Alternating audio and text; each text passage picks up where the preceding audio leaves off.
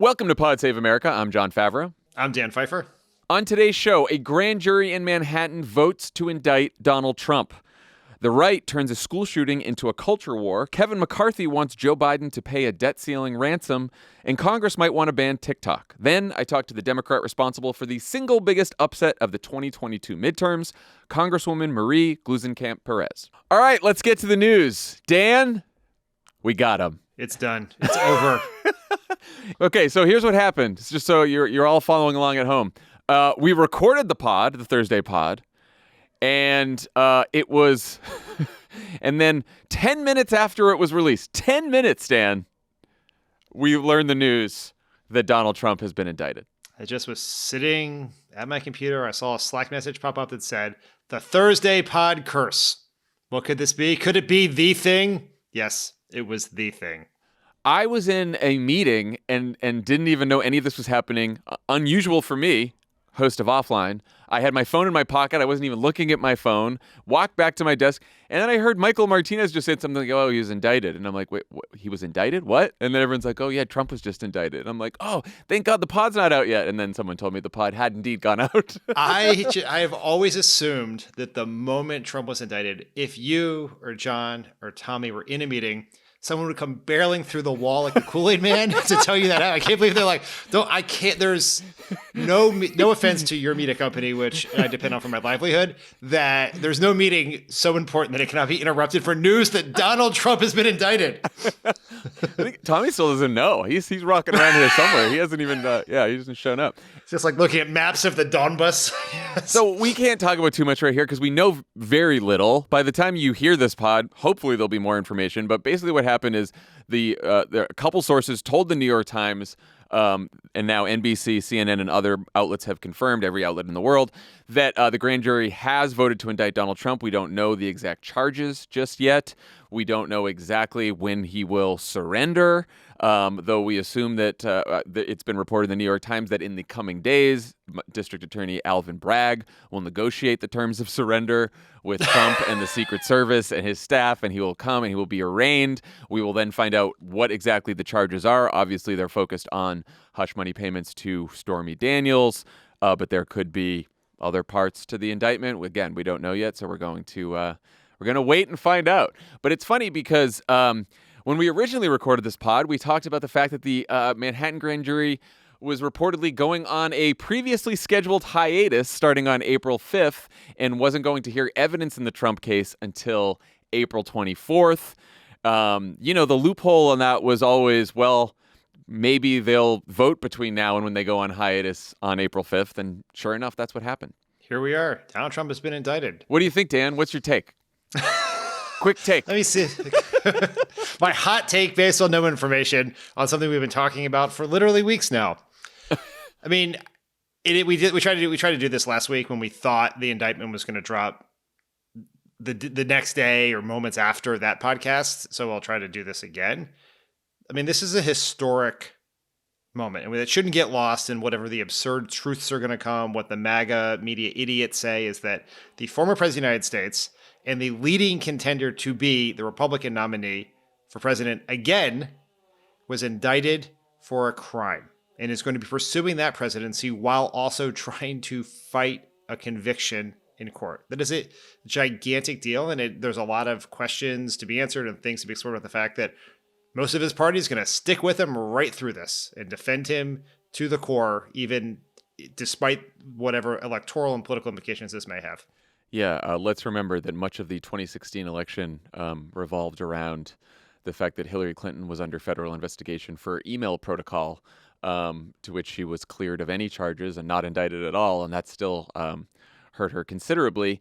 And here we are with Donald Trump actually being indicted. Oh, Tommy, you want to come in?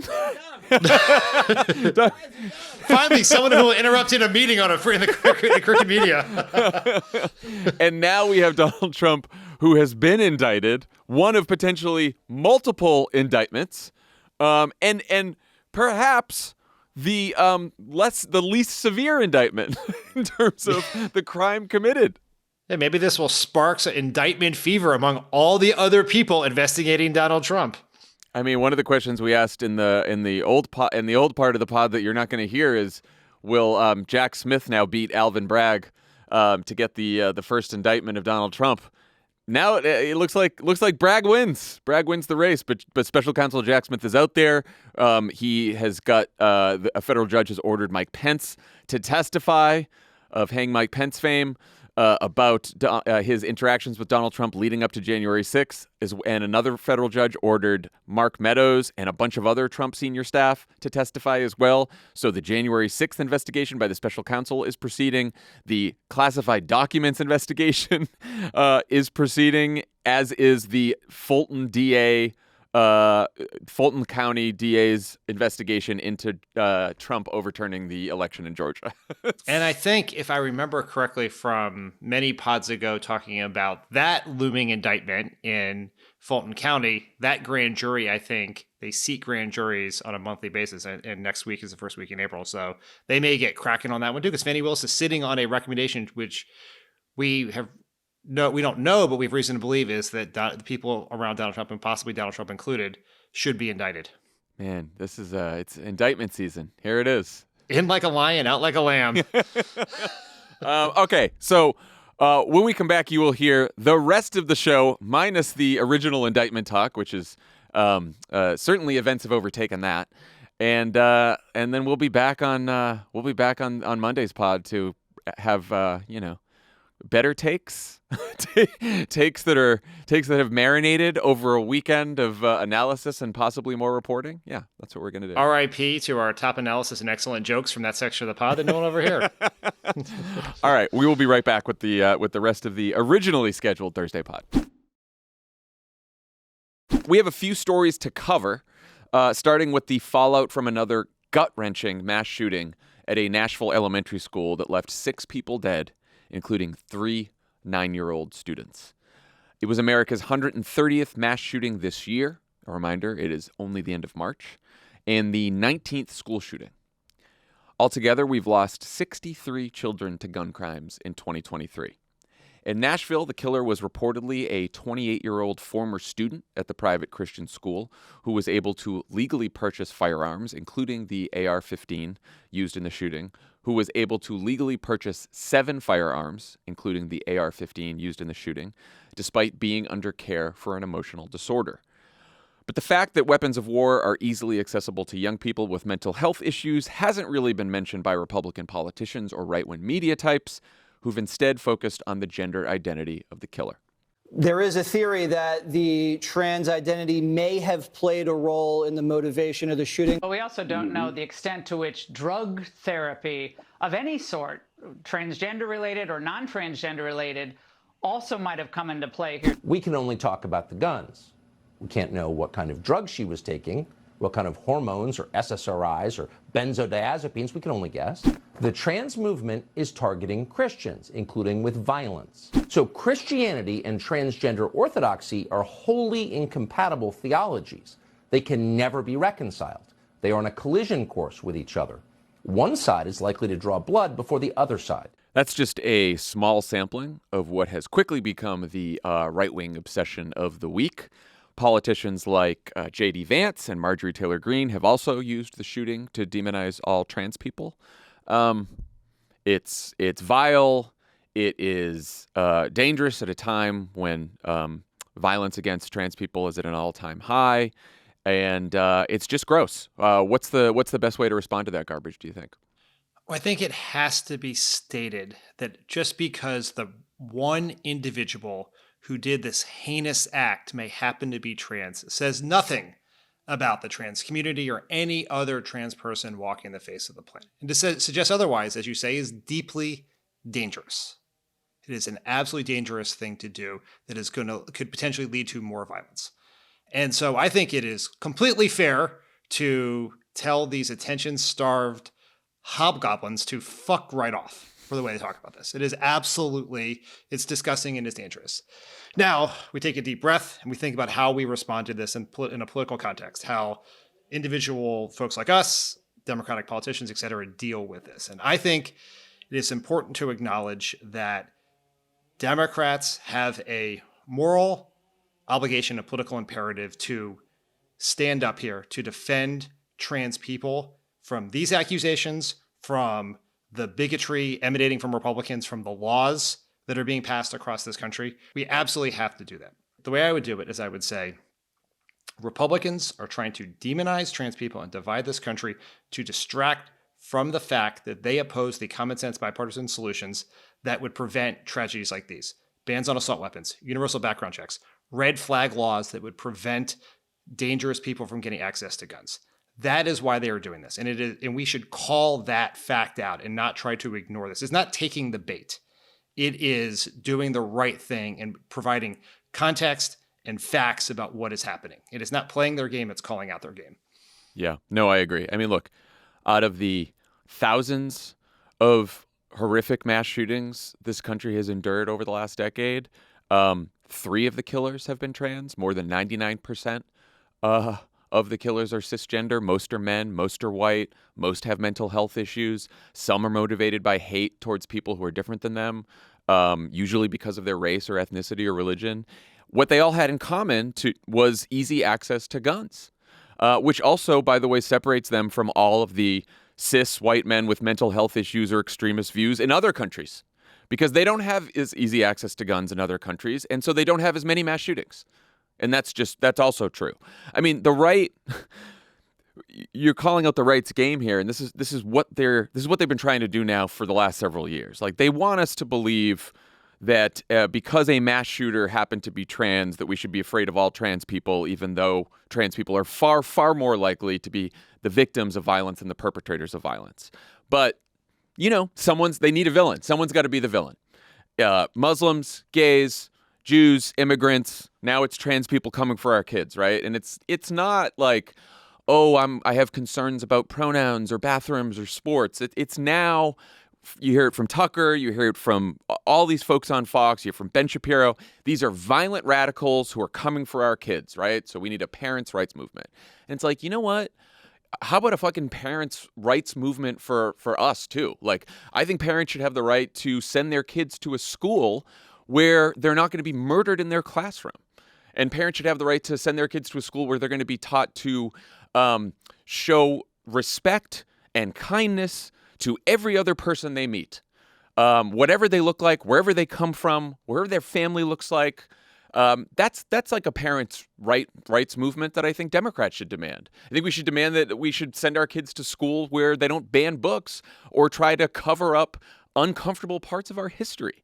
It's just like, I totally agree that we cannot, it's not about taking the bait. It's like, don't let them own the issue of like what parents want and what's good for our kids. Because what they want this is bullshit. They are trying to play a game where they fucking scare people and they turn people against one another, and particularly people against groups who may be different, who people don't have experience with, right?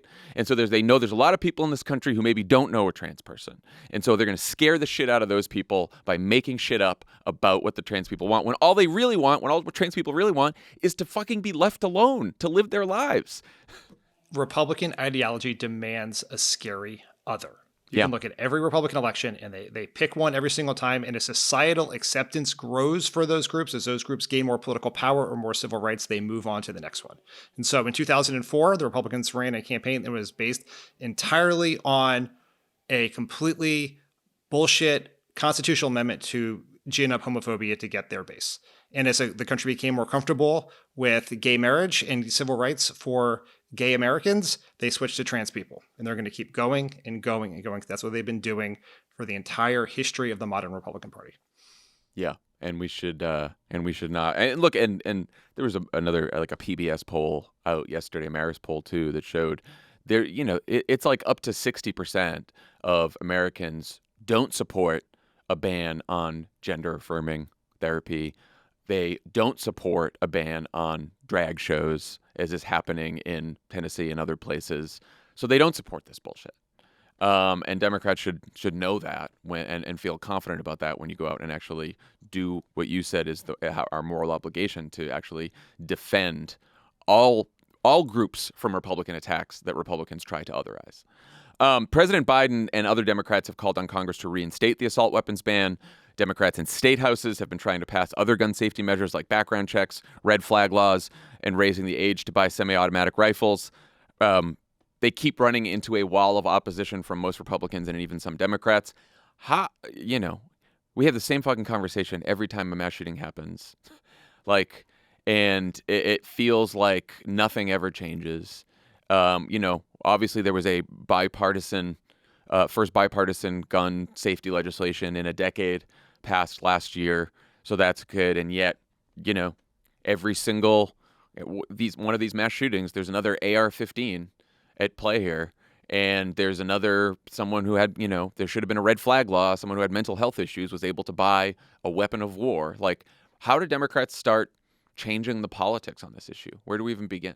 I think there's a misunderstanding about the politics of guns. Democrats have largely changed the politics on the issue. They have changed dramatically in years. The issues that we are talking about, the policies that would go a long way to stopping some of these things from happening, are broadly popular. And they're broadly popular among all groups, and they're even popular in many cases among gun owners. This is not a question about messaging. It's a structural impediment that in our system that prevents majority policies from being enacted in our government. It is because of things that we talk about these all the times. The filibuster, the Senate and Electoral College map, they give disproportionate political power to the minority position on issues like guns. And it's the long, hard work of fixing our democracy. It is voting rights. It's getting rid of the filibuster. It's making D.C. a state. It's giving Puerto Rico the option to be a state. It's reforming the courts, because one of the problems we have is that even in states like New York, where Democrats have the power to pass laws, then you have a rigged right-wing Supreme Court who offers completely novel interpretations of the Second Amendment that people wouldn't even begin to proffer for centuries to undercut those laws. And so there is no easy answer. There is no quick message. There's no bumper sticker. There is the long, hard work of bringing our political system in line with majoritarian positions in this country. I don't know. I think that and this part of this is I just had this interview with Congresswoman Gluesenkamp-Perez, who, is in a very rural district where she doesn't even support a ban on assault weapons. And when I asked her why, she talked about how it's a tough issue for people in that district. And I was like, but why? Like they use a rifle to go hunting. Like why do you need an AR-15? And it sounds like that there's just a lot of people who still need convincing that this isn't just, we won the politics and we have the majority position and now we just gotta add a couple states and get rid of the filibuster. Because like someone asked John Tester, he's up for re-election. If he wants an assault weapons ban, he doesn't want an assault weapons ban. So there's a bunch that we don't even have I don't think we have 51 Democrats for an assault weapons ban at this point, do we? We didn't have a majority of the House last time around. Right, we didn't have right. So obviously there are structural impediments in our democracy to getting through majoritarian positions that have majority support. But I also think there's some bottom-up politics and conversations that need to happen to continue pushing on this issue. And I do agree that we've made progress, right? Like I was surprised when I did the focus groups for the wilderness last time, how many times, like I wasn't surprised that inflation came up all the time from people, and abortion because of Dobbs. But I would say the third issue that came up, just people on their own bringing it up, was gun violence. And these were I was talking to people on the exurbs of Pittsburgh who were like, I believe in owning a gun. I believe in gun rights, but I think we need to take some common sense steps. I think we need to get rid of assault weapons. So I do think that we have made some progress on the politics, but I think there's probably a lot more work to do. I think that's fair. And I think of the three issues that we've talked about here, assault weapons is the most challenging. Which seems insane to people like us, but that is the case. And I do think, 51 new state laws last year, gun safety laws, in addition to that the first federal legislation in decades. So you are, and those 51 state laws include, there was an assault weapons ban in Delaware.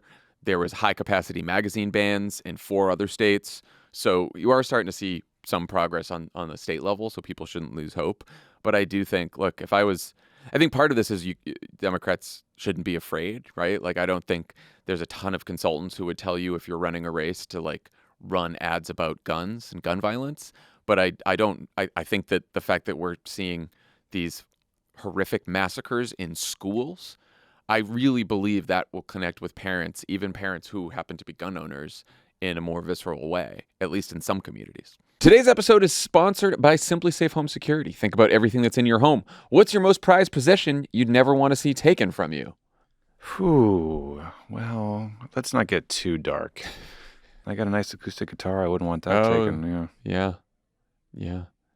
My Ty Cobb rookie card. Your Ty Cobb card. Famously racist Ty Cobb. As I said it, I was trying Wow. to. You know what was the name I was actually looking for? Honus Wagner. That's the most expensive baseball card of all time. I got the names confused. Every once in a while, a kid digs it up, one up in a tin can, and you're like, ooh. Yeah, Honus Today's Wagner. Anyway, help make sure everything inside and outside your home is safe with Simply Safe. It's an award-winning home security system that protects every inch of your home from break-ins, fires, flooding, and more. Here's why Jon Lovett always recommends it. Works great. You set it up yourself. The app's better than the other apps. Looks nice. Get it. Get a security system. Make it Simply Safe. Do it. Cutting-edge technology backed by 24/7 professional monitoring.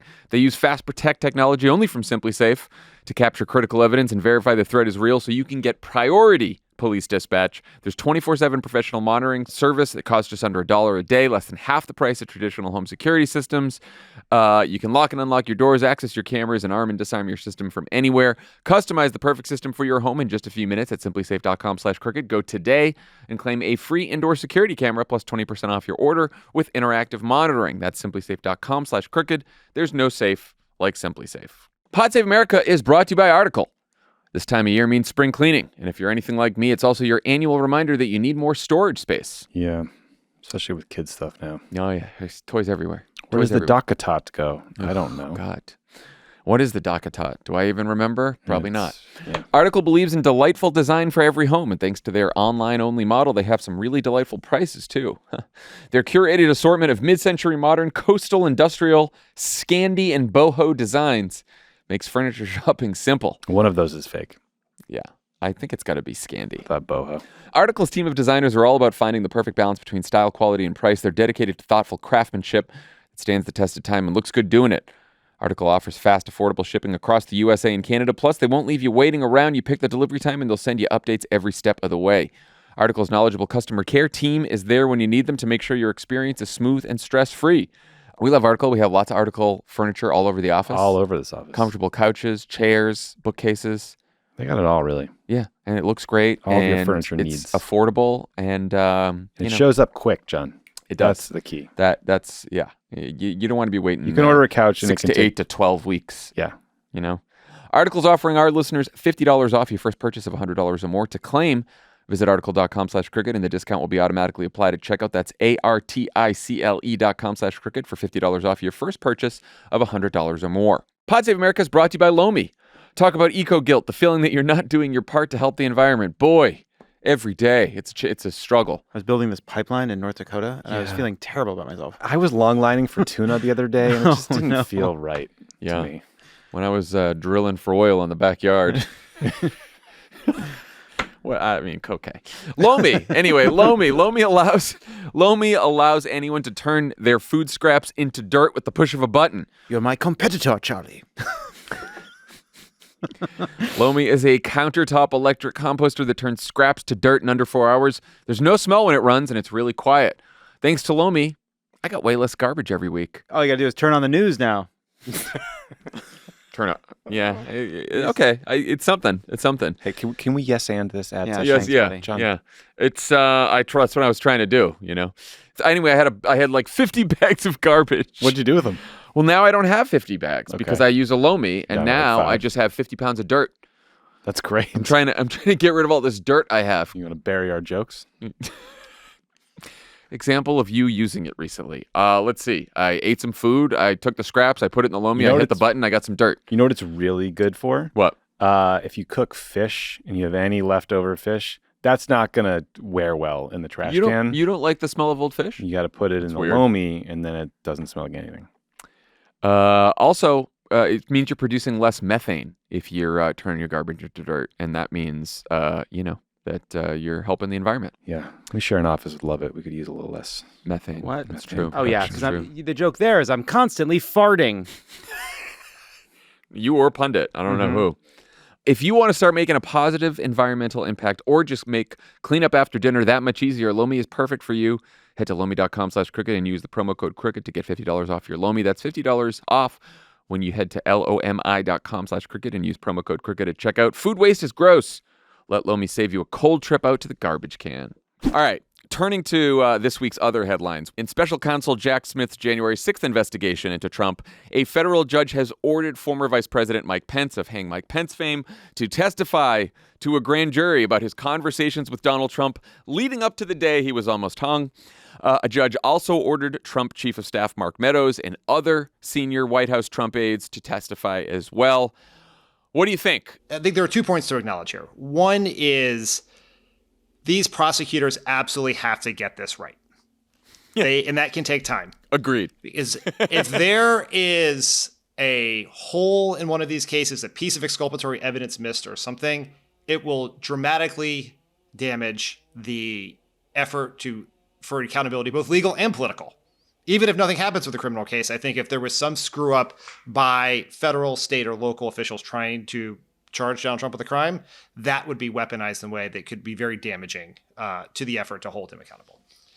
The second point here is I think as we are looking at the clock here, it seems to me to be possible, maybe even probable, that we will reach Election Day and none of these cases will come to a conclusion. Maybe he'll be indicted for multiple crimes in multiple districts, but it seems very, very possible that there will not be a trial, a conviction, or anything else. And that once again brings us back to where we have been for so many years, which is the only people who can solve the Trump problem are the voters. It's all of us. It is to beat him and beat him badly enough this time that it is a mortal blow against MAGA extremism. I just don't think that we can wait for Fani Willis or Jack Smith or someone or Alvin Bragg to solve this problem for us. I don't think that's going to happen. But it could also be Chris Christie, Dan. He is the newest potential primary opponent for Donald Trump. He was in New Hampshire this week, testing the waters with a town hall where he said that Republicans need a candidate who isn't afraid to take on Trump directly. Let's listen. You better have somebody on that stage who can do to him what I did to Marco. Because that's the only thing that's going to defeat Donald Trump. You have to be fearless. Because he will come back and right at you. And so you need to think about who's got the skill to do that and who's got the guts to do it. Because it's not going to end nicely. Donald Trump said a couple weeks ago, I am your retribution. Guess what, everybody? No thanks. The only person he cares about is him. And if we haven't learned that since Election Day of 2020 to today, then we are not paying attention. What do you think, Dan? Is Chris Christie the one we've been waiting for? Why is he doing that weird stage whisper thing? I don't know. It's like he's trying to... Do you watch Breaking Bad? Yes, of course. It's like he's trying to do the I'm the one who knocks speech for Breaking Bad. Look, I don't think there is a lane in Republican politics, or frankly American life, for Trump opponent turned Trump advisor, turned Trump debate critic, turned almost Trump victim, turned Trump critic again. I don't think that's a real thing.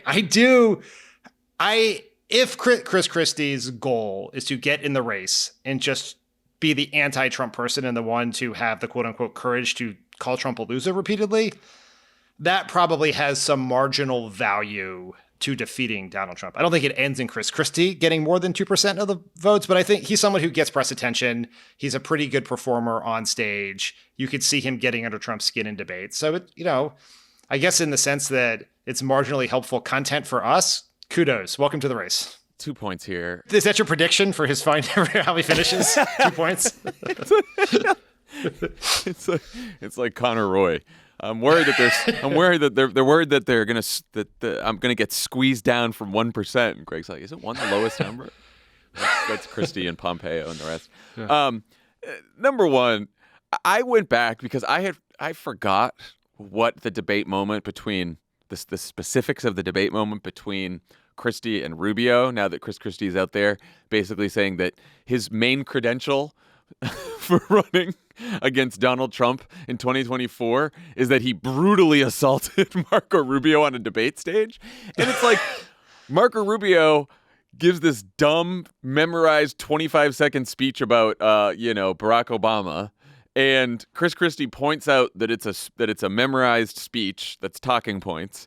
And then like a little later, Marco, because he's a dumbass, trips on his own feet again and just walks right back into the attack by repeating again the 25-second speech about Barack Obama.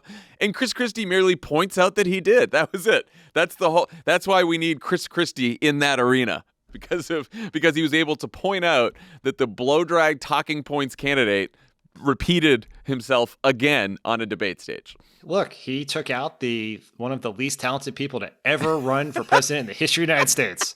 Kudos to him. And also, you alluded to Trump almost making him the victim. I forgot, Trump knew he had COVID, didn't tell anyone, goes to debate prep with Chris Christie, gives Chris Christie COVID, puts him in the hospital, calls Chris Christie, and instead of saying, "How are you doing?" says, "Are you going to tell people that I was the one who gave it to you?" Which Chris Christie did not do until his book came out long after the election. Right. That was still not enough for Chris Christie because months after the 2020 election, after that happened to him, Laura Ingram's like, "Okay, so would you vote for Joe Biden if it's Trump Biden in 24 again?" And Chris Christie's like, "No, I would not vote for Joe Biden." He didn't say he didn't say he would vote for Donald Trump. He also didn't rule it out. But come on, man, the guy almost killed you, and then you're in the hospital, and he calls you up, and he's like, "Hey, you gonna tattle on me?" Unfucking real. These people are just pathetic. Love it. But you're right. Yeah, anytime he's out there attacking Donald Trump, great, we'll take it. All right. Let's finish up here with Congress, where both parties may soon come together to ban TikTok, even as they remain incapable of simply paying the bills necessary to stave off a global economic crisis. This is, of course, all thanks to Kevin McCarthy and House Republicans, who sent a letter to the White House this week that whined about Joe Biden's refusal to engage in hostage negotiations. And they also laid out a few vague demands that include massive spending cuts, reclaiming unspent COVID funds, work requirements for Medicaid and food assistance, lower energy costs, and increased border security. Biden wrote back and basically said, come up with an actual budget proposal like I did, and maybe we can talk. What do you think McCarthy's up to here? What do you think of Biden's response? And should we be hiding our money in mattresses yet? Do we have any current mattress sponsors? Yeah. So, yeah, get your Helix. There's a spot in the Helix for your money. Okay. Anywho, McCarthy, I believe, it's always hard to tell why he does certain things, but I think he recognizes that he is at a disadvantage here because the things that his party wants are deeply unpopular, and were he to put out a budget, people would know that fact. And if he doesn't put out a budget, it looks like he's not serious. So he's trying to move the conversation to areas where he might have a little more political support, notably the very famous budget issues, lower energy costs and border security, look, that is an area where Republicans have some advantage on Democrats in some polls. The problem with that for him is it gives up the game, because it proves that he's not in this the debt ceiling is not a budget issue. He's only trying to get a Democratic president, Democratic Senate to do things they would not otherwise do if someone wasn't threatening to blow up the global economy if they didn't do it. And so he's trying to kind of wriggle out. He explicitly said that this week because some reporter was like, "What about your budget proposal?" He's like, "The budget has nothing to do with the debt ceiling. It's separate." You're like, yeah, exactly. He's so dumb. He is incredibly dumb. The thing to worry about here is not, because if this were to stay on its trajectory, Republicans could still stumble ass backwards into a default for sure. Kevin McCarthy's always capable of that. Yeah. No. And there are reasons to be very worried, but Democrats definitely would, if they held together, would, I believe, in combination with some Senate Republicans, be able to force the House Republicans to do some things they wouldn't otherwise do. The challenge here is the one and only Joe Manchin, who decided to take to the pages of the Wall Street Journal to write an insane op-ed attacking Joe Biden and somewhat vague, not so vaguely threatening to work with Republicans on the debt ceiling for unspecified spending cuts. he's going to be a real pain in the ass on this. That's for sure. Yeah, it seems that way. Because his approval rating in West Virginia took a real dive after he supported the Inflation Reduction Act, and now he thinks he wants to maybe run again.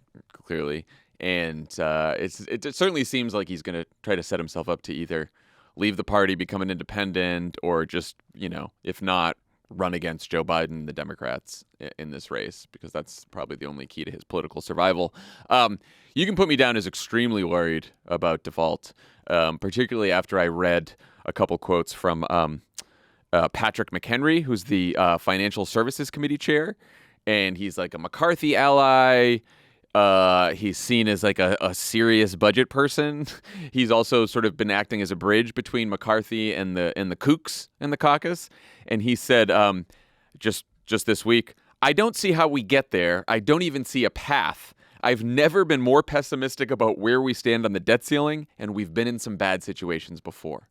Yikes. Yeah, it's not, as they say, not great.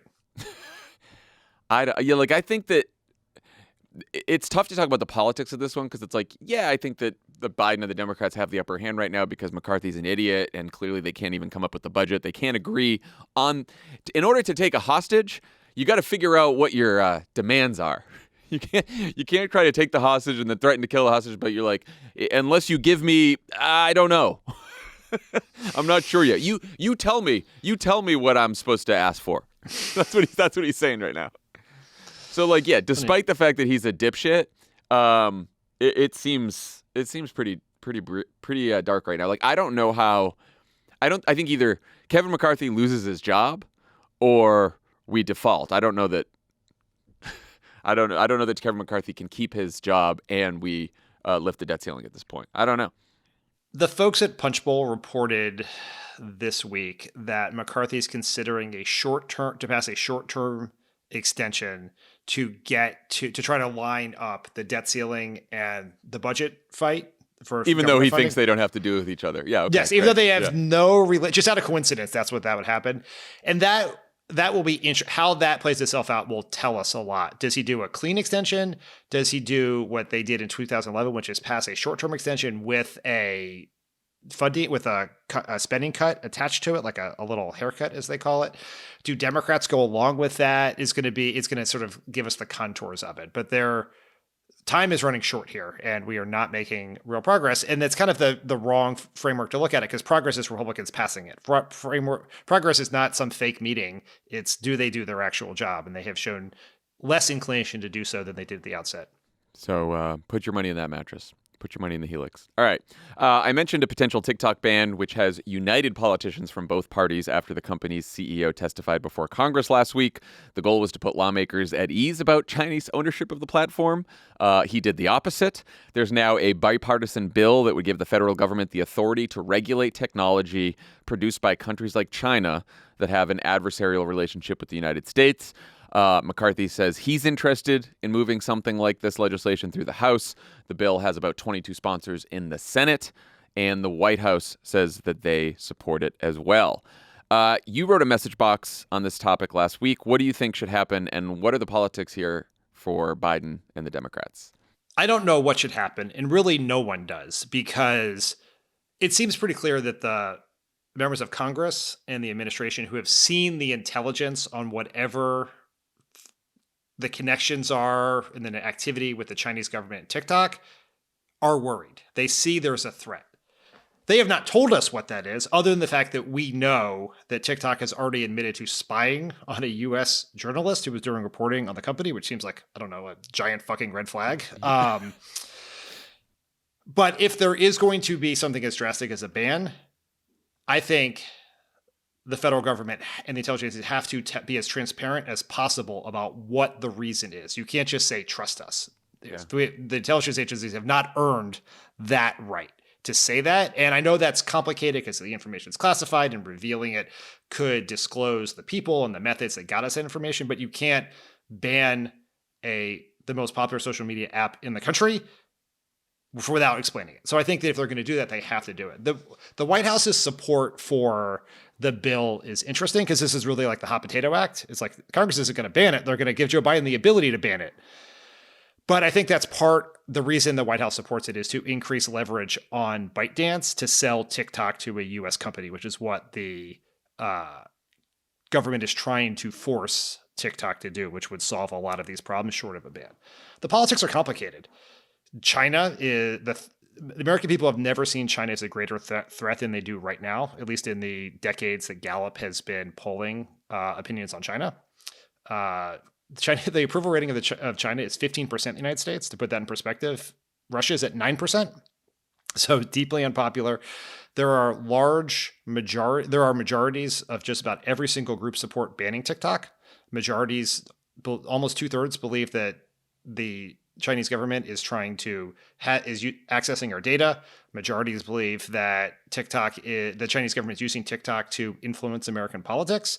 The only groups that oppose a ban are Democrats and younger voters who are disproportionately Democrats and that Democrats depend on to win elections. So there are no easy politics in whichever way you go here. Yeah, and I do think this is tough. I mean, you raised the concerns about the Chinese government collecting data through the app, which, again, a lot of that information is classified, so we don't know. But even that aside, the fact that the Chinese Communist Party controls all companies in China and therefore controls maybe one of the most popular and powerful algorithms in the world right now, and certainly one that a lot of the Americans use, that maybe 100 million Americans use, that's concerning.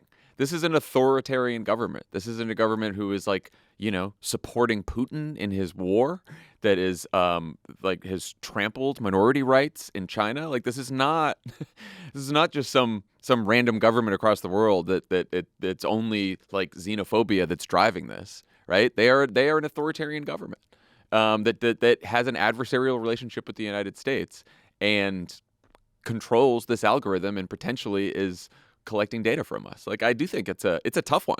It's not just like, well, a lot of young people like the app, so we can't do anything. I mean, we've seen foreign governments use American-owned apps to influence our politics. Yes. Much less popular ones than TikTok. I think we have to be careful on how, I laid out what the polling says. I think it's possible the politics of a ban are slightly overstated. It's pretty demeaning to young people to suggest that there are all these young people who care about access to abortion and civil rights for all Americans and climate change and all this other stuff. But if you ban their favorite social media app, they'll sit out the election. I don't think that. But you can see how right-wing forces would weaponize a ban on TikTok to try to drive a wedge between the young voters Democrats need and the 80-year-old president running for re-election. Like, that is Biden's hardest group always, is younger voters. So that would be one more brick on the load, one more thing that the Democrats and Joe Biden would have to navigate to engender the support and turnout levels you need among that group to win in 2024. So it's complicated. And how many young people who are using the app, who suddenly see it go away if a ban goes into effect, have heard the reasoning for banning the app in the first place, right? Or they just hear something about China and they're like, what are they talking about? That's crazy. I mean, it's a tough argument to not only to make, but to make sure that everyone hears. Yeah, you've just taken away the way in which they get news, and now you need them to get information. So it's like, yes. Are they going to get it dying Twitter? I mean, I do think that, some progressives have been making the argument like, well, there's plenty of other American social media companies whose algorithm is bad, like Facebook and Twitter. And I'm like, yeah, no, I know. They're very bad too. We should do something about them as well. Yeah, we should regulate them all. We should regulate them. Yeah, for sure. No, it's not an either or. Let's not stop at the TikTok algorithm. That's my position. Okay, when we come back, I'll talk to the new Democratic House member from one of the reddest districts in America, Marie Gluesenkamp-Perez. Pod Save America is brought to you by Field of Greens. Do you often feel tired or sluggish and wonder if your diet is to blame? Or does the thought of consuming the recommended servings of fruits and vegetables each day seem impossible? If you answered yes to any of these questions, then Field of Greens could be the perfect solution for you. Simply mix a scoop into your favorite drink or smoothie and you are good to go. This superfood powder is made from a blend of 100% organic fruits and vegetables, providing you with all the essential vitamins, minerals, and antioxidants your body needs to thrive. How do you take Field of Greens, or how does it factor into your daily routine? I put it in my smoothie. A trick I learned from Tommy, actually. Yeah. Really? Mm-hmm. It's delicious. He taught me about smoothies. You know, Back in the day, I was just eating peanut butter and a glass of milk side by side. And Tommy's like, I got this crazy idea. Put it together. Changed my whole fucking existence. Thank you. I have a jar of Glad this it worked. Field of Greens right on my desk here in the office. And, you know, and when I get a little sluggish in the afternoon here at Crooked Media, you know, I put some in a smoothie. You can't eat that many pieces of fruit or vegetable in a day. No one You can. got to get the greens. No one can. Get the powder. Unlike other fruit and vegetable supplements, each specific fruit and vegetable in Field of Greens was medically selected to support specific functions like heart health, liver and kidney health, immune system, and metabolism. Field of Greens works fast, and if you're like me, you'll feel healthier, have more energy. But the biggest benefit is the better health promise. Take Field of Greens, and at your next doctor visit, if your doctor doesn't say something like, whatever you're doing, it's working, keep it up, return it for a refund. All right, I'm taking you up on that, Field of Greens. Add Field of Greens to your daily routine and see why their powdered greens have earned over 4,000 five-star reviews. And to help you get started, they're offering 15% off your first order, plus get another 10% off when you subscribe for recurring orders. Visit fieldofgreens.com and use promo code Crooked. That's fieldofgreens.com, promo code Crooked. Pod Save America is sponsored by BetterHelp. Getting to know yourself can be a lifelong process, especially because we're always growing and changing. Therapy is all about deepening your self-awareness and understanding, because sometimes we don't know what we want or why we react the way we do until we talk through things. BetterHelp connects you with a licensed therapist who can take you on that journey of self-discovery from wherever you are. What's one thing that you tell your 20-year-old self that you'd wish you'd known about yourself then, and why? Buy Bitcoin and then sell Bitcoin. Don't predict the outcome of the 2016 election would be a flag. Stretch. Just stretch a Just little your bit muscles? more. Yeah. Because in 20 years, you're Wow. going to wish you had. Jesus. You're gonna What's wish you become had. of us? If you're thinking of starting therapy, give BetterHelp a try. It's entirely online, designed to be convenient, flexible, and suited to your schedule. Just fill out a brief questionnaire to get matched with a licensed therapist and switch therapists anytime for no additional charge. Share any experience with therapy that you've had. I think we've all overshared here. You know, I don't think therapy is necessary because I just like kind of being stuck in this rut I got going. Yeah. Just staying in this groove. Look, I've been with myself for 41 years. I've learned everything I need to know. I'm sick of myself. Yeah, no one should change. Maybe the veins on your forehead's popping out should talk. Or the muscles in my jaw. Yeah. I guess all those comments were sarcastic. Discover your potential with BetterHelp. Visit BetterHelp.com/PSA today to get 10% off your first month. That's BetterHelp, HELP.com/PSA. Pod Save America is brought to you by Rocket Money. Do you know how much your subscriptions cost? Most Americans think they spend around $80 a month on subscriptions when the actual total is closer to $200. If you don't know exactly how much you're spending every month, you need Rocket Money. Rocket Money, formerly known as Truebill, is a personal finance app that finds and cancels your unwanted subscriptions, monitors your spending, and helps you lower your bills all in one place. Do you know why they changed their name? Why? Because they hired the same branding firm that the Roy kids did in the latest episode of Succession. Wow, he's finally seen yeah, it. He's finally seen caught it. up. Finally You know what else seen is it. great about Rocket Money? What? It would help you cancel your subscription to their stupid To the 100? the 100, their website. Yeah. It's a bespoke information hub. Spoiler. Bespoke. It's a private club, but everyone, everybody. but for everybody. Rules. Over 80% of people have subscriptions they forgot about, like that streaming service you bought to watch just one show, or that free trial you never even used. Rocket Money will quickly and easily identify your subscriptions for you so you can stop paying for the ones you don't want. Simply find the subscription you don't want and press cancel, and Rocket Money will cancel it for you. No more long hold times with customer service or tedious emailing back and forth. Rocket Money makes canceling subscriptions as easy as a click of a button. Over 3 million people have used Rocket Money, including us, saving the average person up to $720 a year. So I used it once when we first started with Rocket Money, and I thought I got rid of all my subscriptions. And then what I did is I was like, I can just now every time I have a new one that I need to cancel, I'll do it myself. Sure. No. I still screwed it up. So I got to go back and Rocket Money the whole thing. Oh, God. Because Rocket Money's going to do it for you. You can't trust yourself on this thing. Don't trust yourself. Stop throwing your money away. Cancel unwanted subscriptions and manage your expenses the easy way by going to rocketmoney.com/crooked. That's rocketmoney.com/crooked. rocketmoney.com/crooked. Joining me now is a Democratic freshman representing Washington's 3rd District, Congresswoman Marie Gluesenkamp-Perez. Welcome to the pod. Thank you so much. So glad to be here.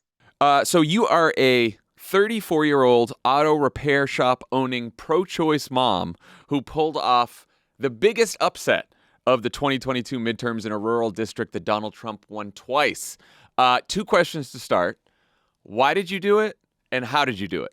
Because I didn't want to be represented by a fascist in Congress. Like, That's good. Good and- answer. Yeah, there, and there's no one else stepping up. So I was running against this guy, Joe Kent, who's like besties with Matt Getz, Mm. and they like wear each other's t-shirts. He's like holding fundraisers for him. It's cute, but it's horrifying. And he was saying stuff like, we should ban all immigration for the next 20 years to reestablish a white majority. And like bananas, right? And I really believe like the antidote to this sort of brand of extremism is not like white dudes who have a law degree and no kids. It's people that work in the trades and who live in rural communities and can directly address like the reality of families in America today. And so how did you pull it off? Because I know the district was represented before by Jamie Herrera Butler, and then Joe Kent wins the primary on the Republican side. And so we have an extreme Republican candidate, but in a district that's still really tough for a Democrat to win. And I know you won by about 1%. So how did you do it? How did I pull it off? Barely. So like it was a squeaker, but so a couple things, like national players like never got involved in my race, so I never got coaching on how to sound like smart and polished, and I just got to be myself. And I really believe what people want is normalcy. Like we want people that pay their own taxes and like, you know, that are on all the wait lists for daycare and are trying to navigate the world like running a small business. Like that's what people want. And when we're able to communicate that, like that is how we can be relevant in rural communities, people that, you know, work for a living. So yeah, I think, and I also think I'm not that special. Like there are candidates like me all over the place that we could be recruiting, like we could be supporting, and we're not. And we need to do a better job of changing the criteria of who we think makes a good candidate. I'm sure you must have encountered quite a few undecided voters during the campaign, either folks who would normally vote Republican, who've probably supported Herrera Butler in the past, weren't sure what they were going to do, some people who weren't sure if they were even going to vote. What was the most common thing you said or the most common argument you made that sort of changed people's minds, got them off the fence? Yeah, like that things in America are not going to get better until we start electing a Congress that looks more like America. Like, you know, that, and just like, so my opponent, Joe Kent, is going to be like, he's like the anointed candidate in my race. And this is a guy that's talking about banning, you know, right. So when you repeat what he says, people listen to that. And, you know, when we talk about the reality, listen, like nobody stays awake at night worrying about the southern border. Like that's just not, people stay awake at night worrying that their kid is going to relapse, or that, you know, someone's going to drop out of school, or they're going to lose their house. Like those are the things that, not socialism. And I think that's been the most frustrating thing about being actually in DC, is that we're like voting on the horrors of socialism. And it's like, that's not what matters to people. When you talk about what really matters, you know, that is when that's when people listen. Why do you think Democrats don't often win districts like yours, rural districts, working class districts, particularly white working class districts? What's your assessment of where the party has gone wrong? I think that a lot of these races, people have been left to like self-funders. And so I think we're not pulling from the sort of median of the world. I think that's a part of it for sure. So it's not just about like having the right focus group and the right words. There's not like a magic password to being relevant in the trades and in rural communities. It is literally about like, I get my internet from a radio tower. I get my water from a well. I heat my house with wood. Like, and having candidates that reflect their communities and reflect the experiences of their communities. because it changes how you think about issues, and it changes what your priorities are. So when you've got a wildfire next door, it's really relevant to our timber policies. Like you mentioned, my husband and I own an auto repair shop, work in the garage. When it's 117 degrees outside, I can't work. I can't pay my mortgage. And so Democrats often talk about climate justice in these abstract terms that are not relevant.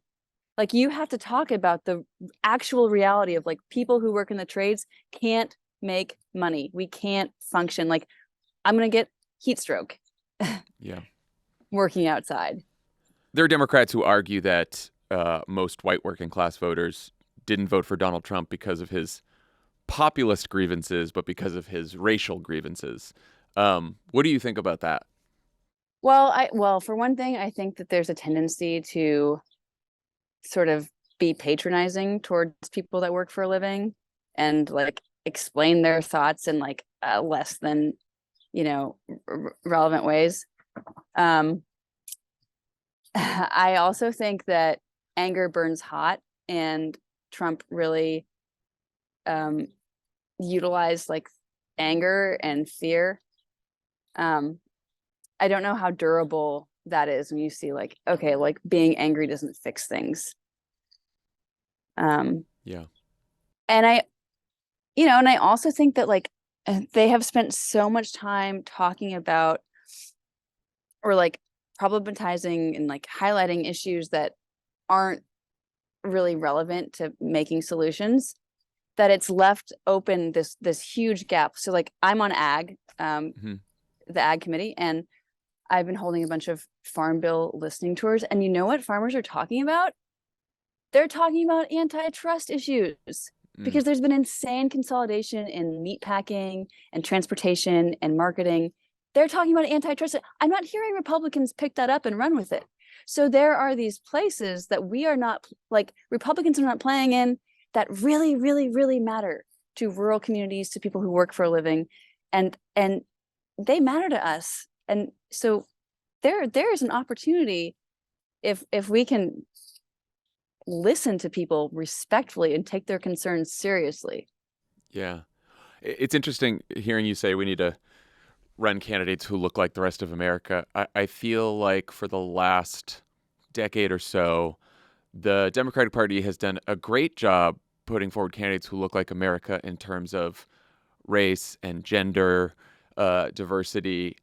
I do wonder if I've wondered if we have a problem with class diversity as well.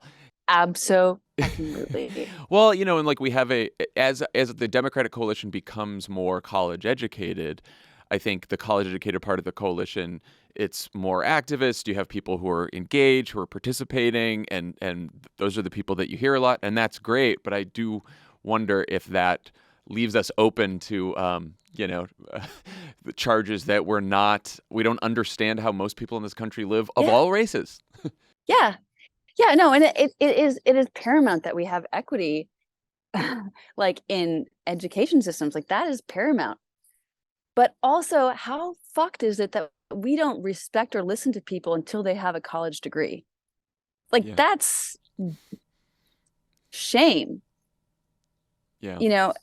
And I see that all the time. I go to these meetings and people are they love, Democrats love to do this rags to riches story of I'm the first person in my family to go to college, and my dad was a janitor, and I look at me now, here I am, wearing, Brooks Brothers, and and you know what? I like your dad. I like that your dad worked for a living. I respect people that fix things and keep the wheels on the bus. And it is not a reflection on anyone's intelligence whether or not they have a plaque on their wall saying they went to college. There are so many ways to be smart. And until we start valuing that and respecting that, things aren't going to get better. Yeah. What do you think of Congress so far? I think that Congress is run. So many staffer bros here. So many, so funny. to me. As a former staffer bro, I know that's Sorry. true. Sorry. It's fine. It's true. It's wild. It's wild. It's kind of a badge of honor that I get stopped by security that much and like have my wardrobe, like the sergeant at arms is like, ma'am, are you wearing jeans?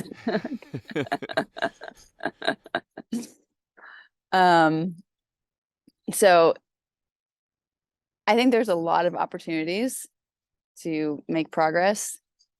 I'm really encouraged that people seem to want to listen to what I'm talking about. Like that is great news. Because like I said, like I'm not super duper special. Like we can do this. Yeah. This can be like a model. And it's imperative that we're doing that work. You're a parent who's had to process the horrific shooting in Nashville, just like every other parent in America. I know that you're a gun owner who's also in favor of common sense action to reduce gun violence. Why not reinstate the assault weapons ban that has been proven to have worked when it was in effect over 10 years? I struggle with, like, why is it more important for people to have access to the AR-15s that seem to be involved in every single mass shooting? Like, why do people need that? Well, I mean, I think that, and this is like, whatever, not to, like, I have a, like, like you said, like your chances of being shot as a member of Congress go through the roof. And there are very real, credible threats that we get like all the time.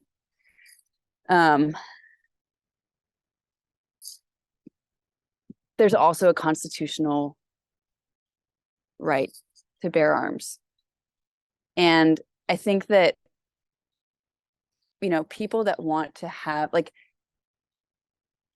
I think the deal is like, go talk to your uncle, go talk to your brother-in-law, like build a consensus, like do the groundwork of having community that believes in things and not expecting top-down legislation. Those hard conversations, like the person-to-person conversations, I think is where the work needs to happen. But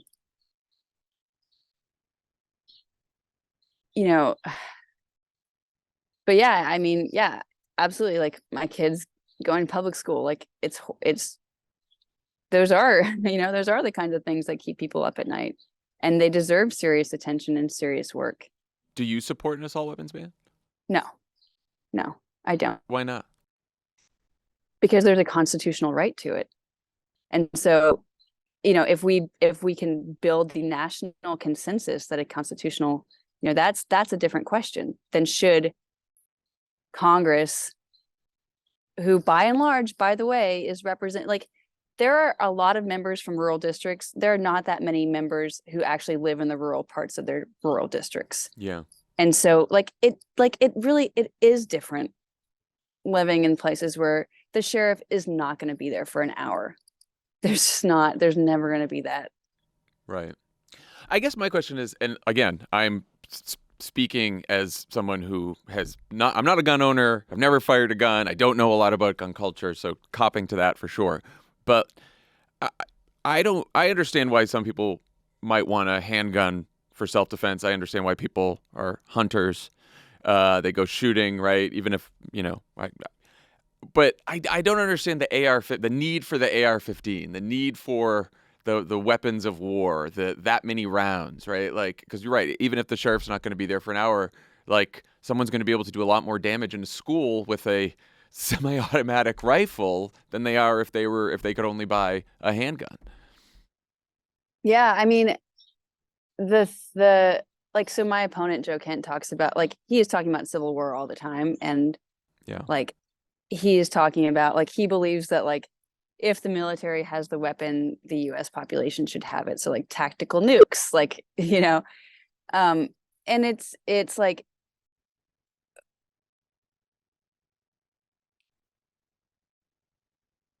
which, by the way, I don't think we should have tactical nukes. Put you down for that. Yeah. But like, it is it's in the Constitution, and it's something that like was not addressed. Like we have to have these conversations on a person to person, neighbor to neighbor thing. Like, I don't think the federal government is the tool to address all of these, to address this. So if you can have these conversations person to person, get a community to agree, then get like a state to agree on an assault weapons ban, like you're saying, you sort of start from there. You start at the local level and work your way up. I think that's right. I think that is the work of rebuilding. Like, we don't want to have difficult conversations with each other. We want to have a hammer, or a bludgeon. And like, you have to understand how different communities work. And that requires knowing your neighbors, getting out from behind like a bumper sticker and having like a real relationship and conversation. Like, you should be friends. Like, you should be friends with Republicans. Like, you should have those, like, you should go drinking with Republicans, because otherwise, like, that's part of the problem, is that we're not doing that. Yeah, well, I mean, I think that one thing that has happened is, as the country has become more geographically polarized, especially, that you just don't, like, all the Republicans that I used to hang out with Republicans, they've all become Democrats now, because I've lived in urban and suburban areas, and all the people, they used to be Bush voters, and now they're Biden voters. Well, so I live in Skamania County, Washington, Yeah. where 80% of employed people are employed outside of the county, because there are no jobs left in Skamania. So it's like, and that, frankly, that absolutely goes back to market consolidation. Like, we have got to have jobs in rural communities so that a diversity of people can stay. And by the way, that also goes back to having rural broadband. Like, if you don't have like, I believe I'm the only member of Congress that broadband at home. And that means that like so many people can't work. So we're, we all get like funneled into one job or one industry. And then when that industry goes belly up, we're all hosed, and so there are basic infrastructure issues that have to be addressed. And you're a district that I think voted for Obama, right? No. My district voted. Oh yeah, for Obama. Yes. And then twice, and then twice, and then right? twice for Trump. Yes, absolutely. See, that's absolutely. always. I think it's fascinating to me. I know it's fascinating to a lot of people that there exist a lot of voters out there who cast a ballot for Barack Obama and Donald Trump, more than you would think. Yep. Which goes to show, like, that like the arguments for hope are really, really powerful.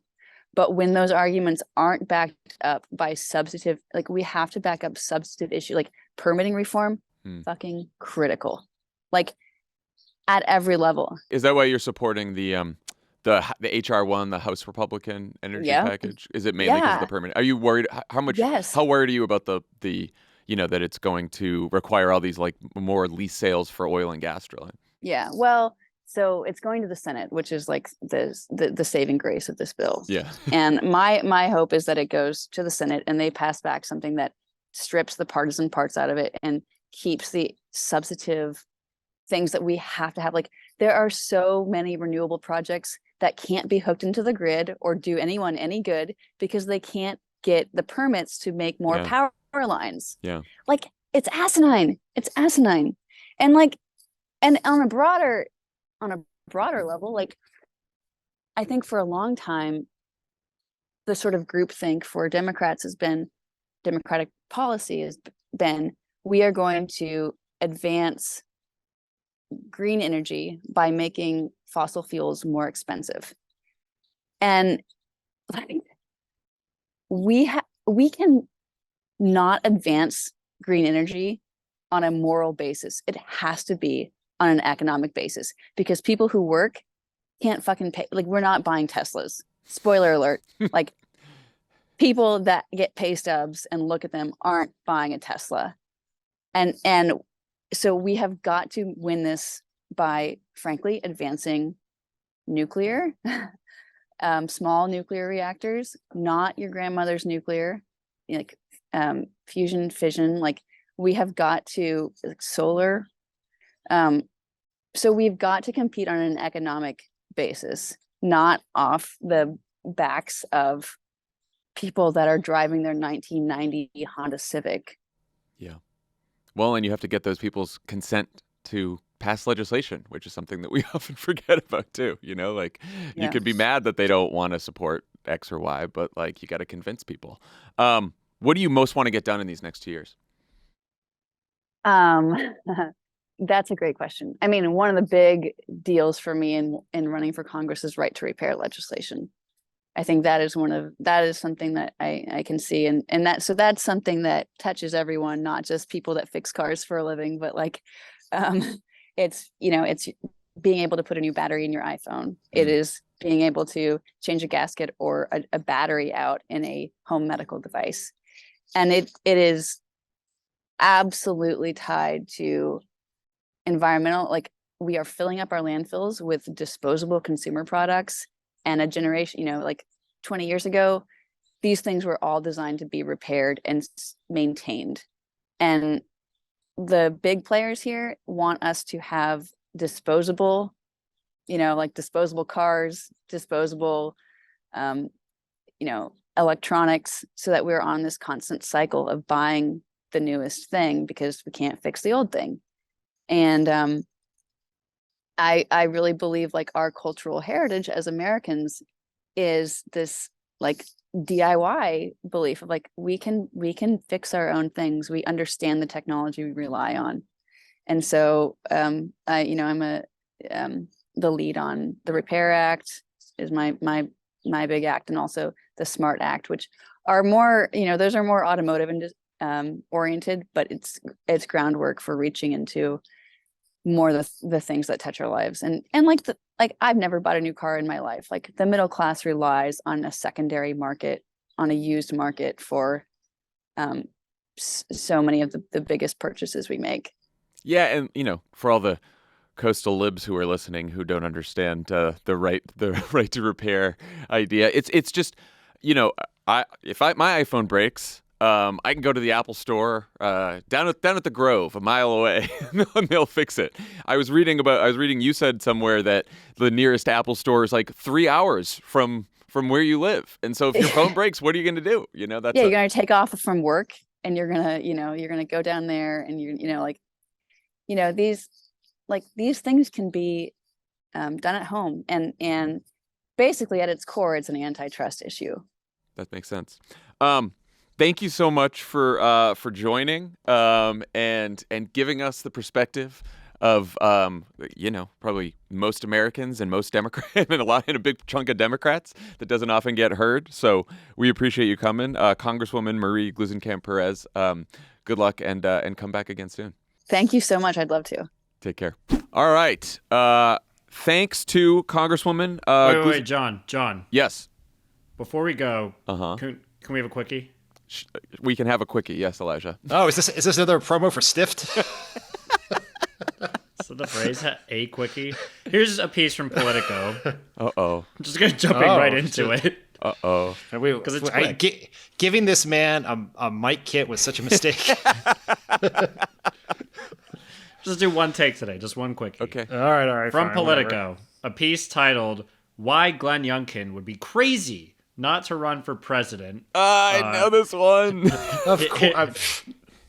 Here's the subheader. The Virginia governor offers two things Republicans need: a non-hostile alternative to Trump and a compelling centrist challenge to Biden. Have a quickie. This is by Politico. I don't know what he calls himself now. John Harris, one of the first Politico people. Now he's just writing columns every once in a while. I find him quite annoying. Always have. Some of it's personal, but it's okay. And this was excerpted in Playbook the other day, and I immediately copy pasted the paragraph and sent it to Tommy and Dan and Ben Rhodes and said, "This guy sucks." So that was my take on this piece, and I had no idea you were going to bring it up today.